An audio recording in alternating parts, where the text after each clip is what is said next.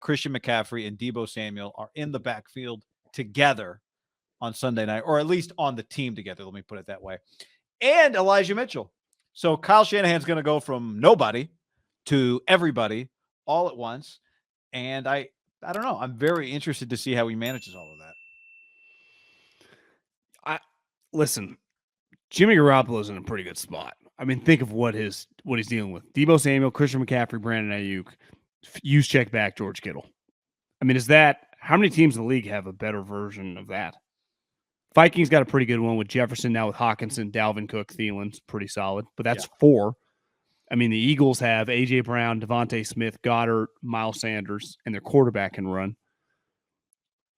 But, like, the Niners have 5 dudes that at any moment can, like, make enormous plays in the biggest games in the most important moments. Obviously, Juszczyk's a little different than, like, Deebo or Kittle, but like Kyle Juszczyk is a championship level player. Well, you pencil him in for like one critical 12-yard catch per game, right? Yeah, and like in your run game, he's not to blocking nonstop. So it just doesn't get any better. It's crazy to think like the only way that it can be fucked up is Jimmy throwing errant passes or McGlinchey getting smoked. Because for the most part, which is unheard of, the Burford rotation at guard. But it feels like the interior offensive line has been pretty good. When Trent plays, he's the best left tackle. Is McGlinchey getting smoked. So is McGlinchey playing okay, and is Jimmy playing under control? When that happens, they're just going to be good on offense. Yeah. I think even without if McGlinchey is, even when if Jimmy doesn't turn the ball over, Garoppolo doesn't turn the ball over. Do you think Deebo's getting carries moving forward? So it's a great question. No, I don't. I don't think. Now, I think he might get a couple, but Kyle Shanahan was asked about it. One thing he said was, part of the reason Deebo broke all those plays last year is was that the question about I didn't hear the name, the yards per carry are way down. Was that would they ask about Deebo? Like why is his usage? I don't remember the question, but I think it probably was that, because the answer was like, the reason he broke off some big runs last year is because he consistently got carries. When you only get, and now he didn't say this part, but when you only get a couple of carries, it's harder to break 25-yard touchdown runs, right? He threw a jab in there at Trey on the answer too. He's like, the one good run this year against Seattle was a terrible look. Trey should have kept. Oh, Trey shouldn't have kept, as far as I'm concerned.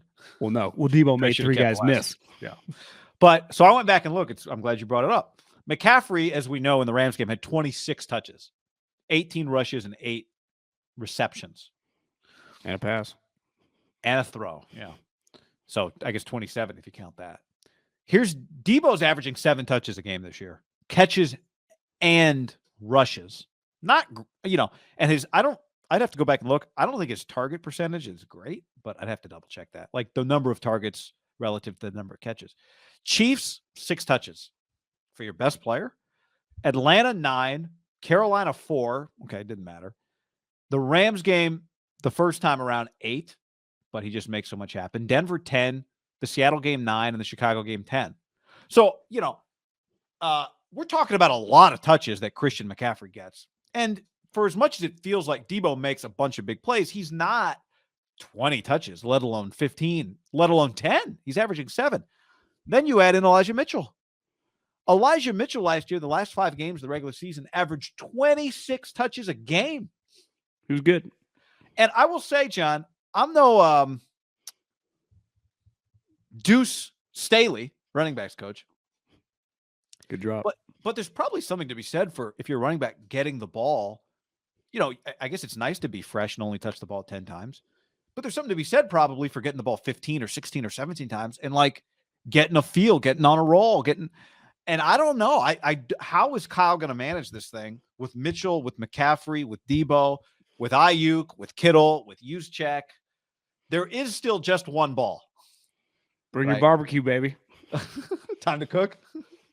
I'm just excited to watch because it is somewhat, obviously everyone watches this Sunday Night Football. It's the number 1 show in America, but I'd be shocked if the offensive head coach doesn't have a couple FU formations, whether they do a reverse or a, what was it called that Ronnie Cadillac Williams and Ronnie Brown used to run? Oh, the Wildcat? The Wildcat. Like, do you expect a Wildcat with the two of them? I do not. Well, 3 of them. They haven't been on the team that long. Oh, that's true. Could turn it over. Do you trust? I mean, a mesh point all of a sudden hits Debo's. Debo swipes and hits, and the ball goes. To me, it'd have to be like you're keeping the ball. The fake is just a fake. Which is a wildcat. A lot of people often have argued on the RPO and wildcat stuff. Some stuff is automatic give, right? Some of the tray plays are read option. And then I think coaches get mad, like, well, that wasn't actually a read option. It was a read option look, but it was a 100% give. It's why we, quote unquote, pulled the guard or whatever. I'm with you.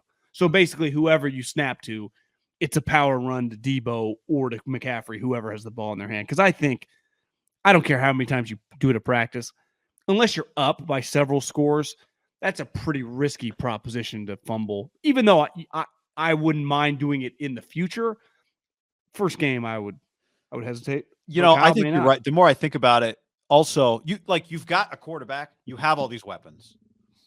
This is not the only misdirection play you can run. There's a bunch of misdirection plays you can run where the quarterback is the one handling the ball and making the decision.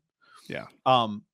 Additionally, I don't love the idea of Debo returning to lead block on some power run for Christian McCaffrey, or vice versa. Christian McCaffrey lead blocking, or Elijah Mitchell. You could argue you don't need to do it in this game. You don't need to do it. Now, do you sprinkle it once to make next week's to make the Cardinals on Monday night in Mexico think about it? I mean, all that stuff is a factor, but you got to go the diamond formation. Might be a little cute. Diamond formation. And then they all run a different, both do a wheel route, and one of them, I don't know what, I guess he could just go straight, but there might double be wheel, double wheel route. Double wheel. I don't hate that. Probably a lot of fun. And then Kittle walks in. He's like, hey, fellas, what are we doing here? Just a tight end screen would be nice. You could run some screens to some of these guys. They're going to go diamond, and then it'll be the play I hate when the only team that runs it successfully, consistently is the Chiefs, that inside tight end pitch. Yeah. That play sucks a lot, man. Here's what I would do. I would implement the fake wide receiver screen that the 49ers love to Debo.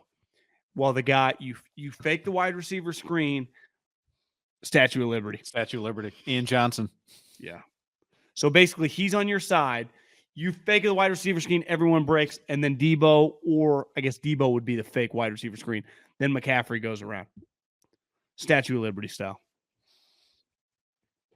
Or the classic Debo. It's one of those words. Juszczyk is the lead blocker with those two guys behind him. You just give it to Juszczyk in short yardage. Yeah. Trent Williams in the backfield again. This is actually an offense that could be pretty.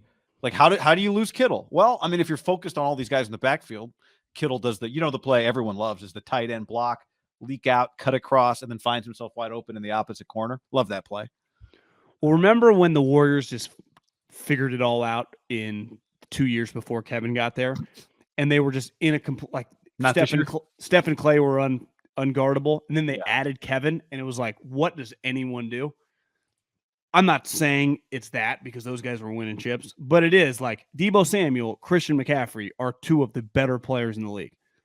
George Kittle, if Travis Kelce is the best tight end, I would say George Kittle's the second best tight end when you factor in everything he does. And Brandon Ayuk is clearly a high end. I don't know where to rank him, but if you did a wide receiver draft from scratch, I mean, I don't think he's making it past 15 picks.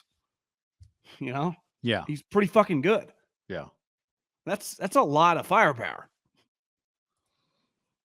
One ball. It'll be interesting to see how creative Kyle gets, or if he's just kind of slow and steady with this. Did you hear the comment he made about bye weeks? I agree. Though he let the coaches just go chill.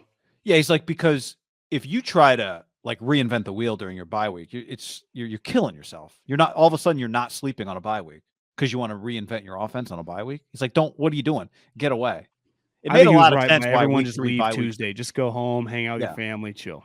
It also made a lot of sense why early bye weeks suck because he's you're not ready. You don't need the bye yet. You're fine. Yeah. I think the earliest bye week you'd want is week 8. Yeah, what is this, week 10, week 11? I feel 8, 9, 10. I don't think you want it earlier, and I don't think you want it too late. No. Because you're kind of in a rhythm. And who knows? It might be too late for your team. You might be worn out and too far behind, and What I don't think you hate, as long as you win it, which they didn't, the Titans did last year. If you get a late Thursday game, as the Niners have now had back-to-back years, if you win it, that feels pretty good.